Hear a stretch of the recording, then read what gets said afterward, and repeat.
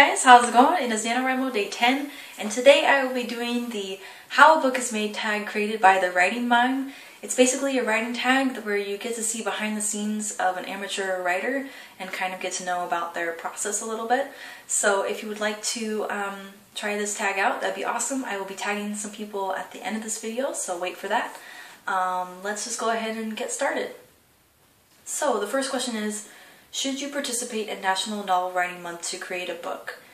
Yeah, I definitely think so. I love Nanowrimo, although it kind of spoils me for writing the rest of the year because it's such a social event and I get really excited to talk to my writing buddies and get that support, and the rest of the time if you're writing you're not like racking up points for words, and no one is really going to be there to say, hey, you haven't updated in a while, what's going on, are you still on track? So definitely if you are a crazy person like me and you like to have a really fun month and then the rest of the 11 months of the year it's just kind of like bleh, then definitely Nanowrimo is the way to go. If you have the hard work, dedication, and determination on your own, then maybe you don't even need Nanowrimo, and in any case you won't be watching my video because you'll be writing. So yeah. So self-publishing or traditional publishing. I think I've mentioned this before. I would love to be traditionally published, but I don't feel like that's really a realistic goal. In many ways that seems like a lot of work. So I like the self-publishing path because you can control all the aspects and there's not as many people that are you know, trying to stick their hands all in your novel and change everything, and I'm really pickled. I'm really picky and like controlling, and I like to have total and complete control of my creative endeavors because I spend so much time working on it and it's very personal, and so self-publishing I think is the way to go for me anyways. Write one idea at a time or write all the ideas at once. I have only had this one novel idea in 3 years, and then I had an idea for maybe a short story or a novella that I pursued for a little bit, but it wasn't really strong enough. I don't know if I'll even get back to it. That was called Akimbo, and I think I made a video about it if you're interested. But yeah, I don't have that many ideas. I think Jarrett mentioned that he's had like 20 story ideas that are all clamoring in his head to be written, and I've never experienced that at all, so y'all are crazy. What genre is the easiest to write?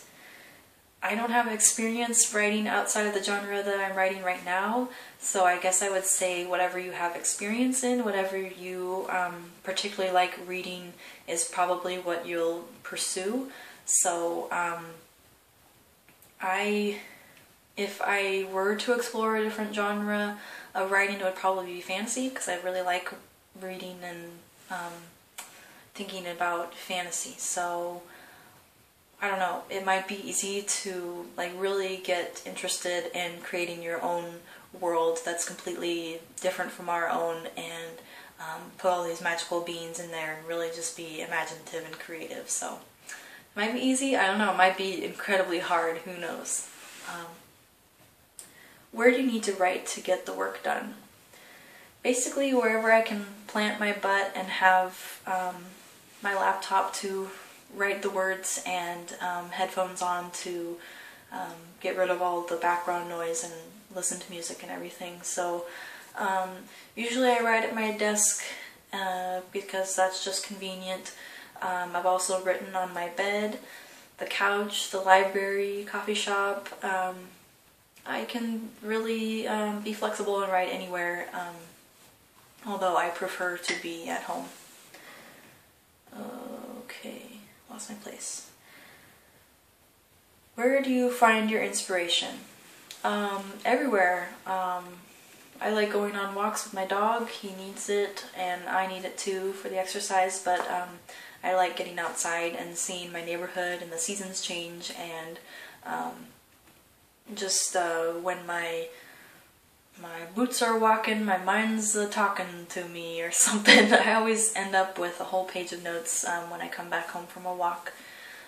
Also, movies and TV shows and reading and even the radio, like on NPR they have this radio show called This American Life, and that's my favorite one, and they have up to like 500 episodes, and I think I've listened to 150, so I get a lot of inspiration from that.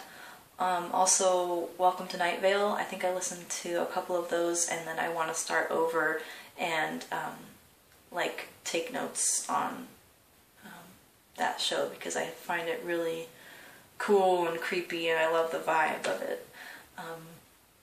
Also, I get a lot of inspiration from talking to people in real life.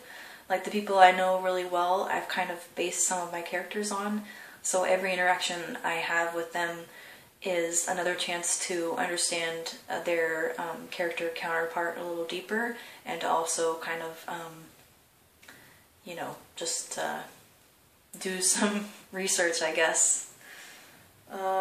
What age did you start writing? Like I said, my first serious writing was in 2012, so that was 3 years ago, so I would have been 22.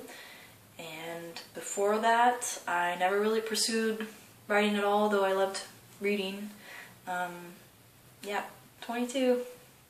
But Dickens was, I think, 25 when he published his first novel, so I'm not that far off.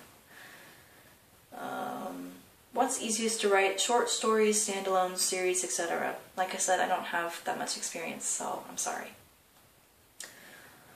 Do you mill your books or take years to write a book? Obviously, I take years to write a book. Just tragic. How fast can you type?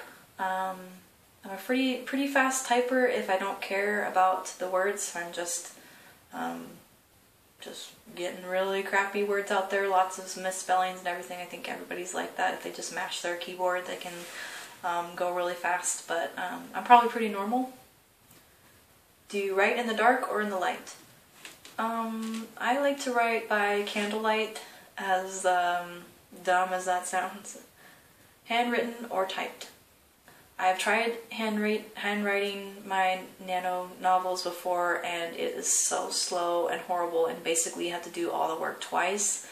But I do find that handwriting, if you're trying to work out something, I think handwriting just gives you a physical connection to what your mind is trying to tell you, and I have a better connection if I'm handwriting something out and then I can type it up.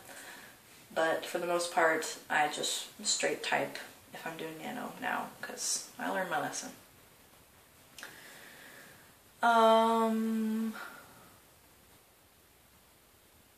Alone or with someone else? I prefer to be alone when I'm writing because often I'm working through some either emotional or racy or like gory or weird scenes. Like my writing is all over the place, so and I usually emote whatever my characters are going through at the time. So if they're crying, I'm crying. If they're hot and heavy, I'm probably hot and heavy. Who knows? So yeah, I would prefer to be alone in my own house because ain't nobody want to see that. But sometimes it can be kind of motivating if there are other people around you that are working. Like, for instance, I've written in the library before, and it was probably around like finals or midterms or something, because there was just a lot of students there being really studious and typing away and having like stacks of books, and that whole atmosphere of like everybody's working hard and really doing stuff was inspiring, and it made me not want to slack off. And so yeah, either or. I prefer to be alone, but I can, if pushed, be in a public space. Any typing hacks?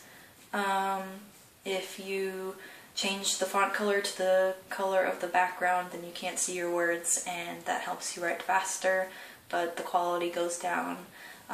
Sprinting is awesome. Don't really have any more. Are you already published? No. When did you first consider being an author? How, why, and who? I probably was really inspired to write first off by the Harry Potter series by J.K. Rowling.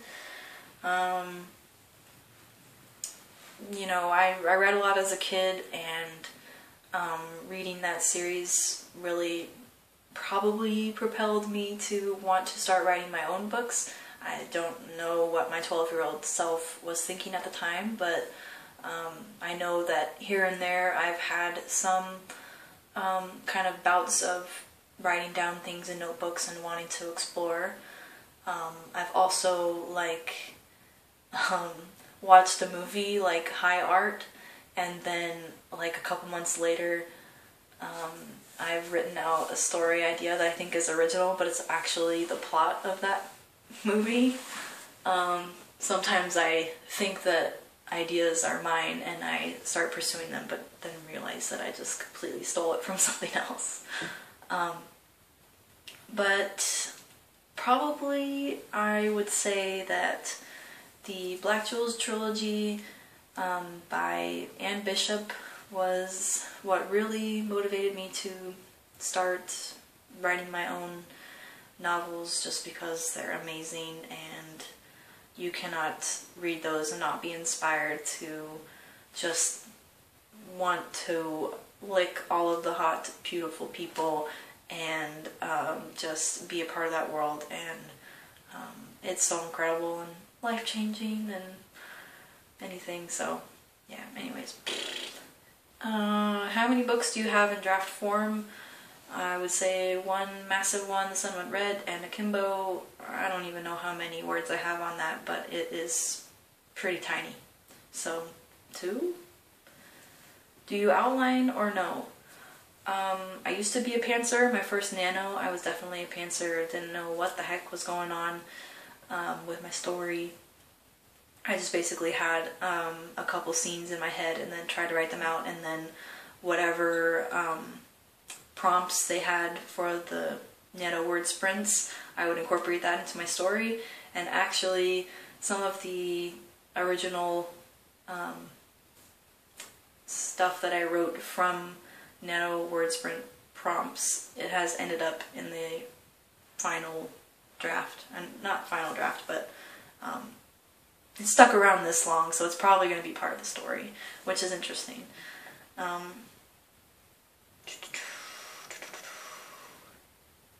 Oh yeah, outlining. Now I have an outline, but honestly it's pretty crappy. It's like 1 page with each chapter being like a sentence. And I have seen some other videos from people where their outlines are like 10 pages long, and they even feel that that's not enough information. So I feel like I'm a pretty big pantser, because I honestly don't know what I'm doing and everything's pretty much just in my head. So yeah. What's your favorite note-keeping strategy? I have a hold on, let me get it. Okay, sorry. So I have this Midori Traveler's Notebook, which is basically a very expensive flap of leather with an elastic band. If you don't know what these are, there's plenty of YouTube videos out there. But this is a pocket size, passport size, and it's always in my back pocket along with my phone. And basically this is my wallet and my notebook and all of that into one. So I won't show you my credit cards and stuff, but it has 2 notebooks. The first one is for like long-term notes, and I've been writing in this all year, and I take notes on everything from movies, radio, books I'm reading and everything. So this is basically taking notes on inspiring things long term.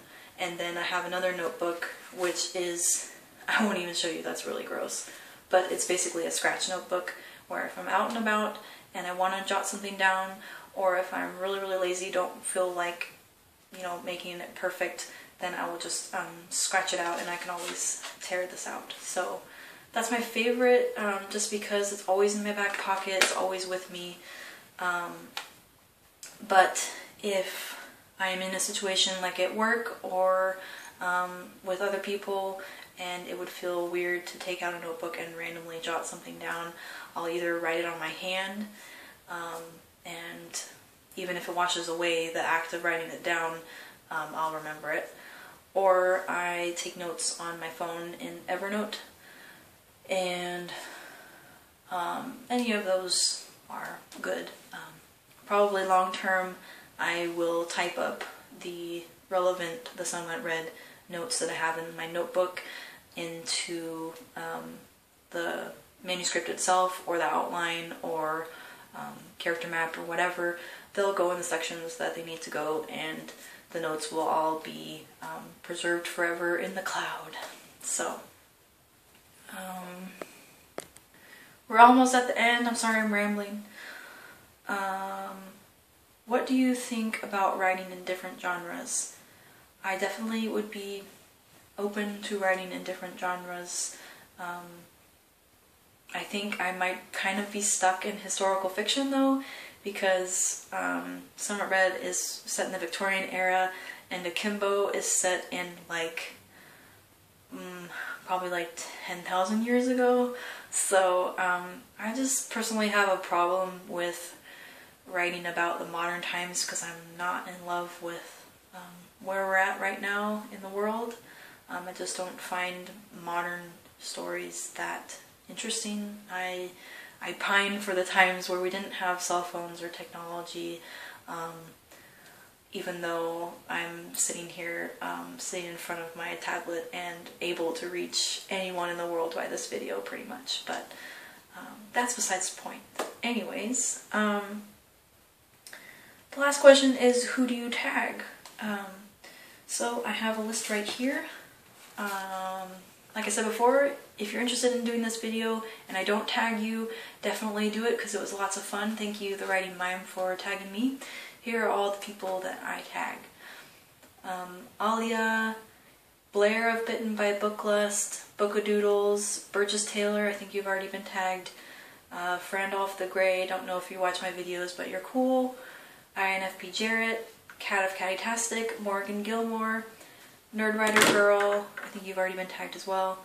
Sarah Night Owl, Shay the Nerd Word, or the Word Nerd, She Raconteurs, Tamara Woods, The Green Eyed Gal Reads, and if I forgot you, I'm sorry. Yeah, definitely do this video. Oh my gosh, it's 18 minutes long. I am so sorry. I didn't realize. Okay, I rambled enough. Goodbye.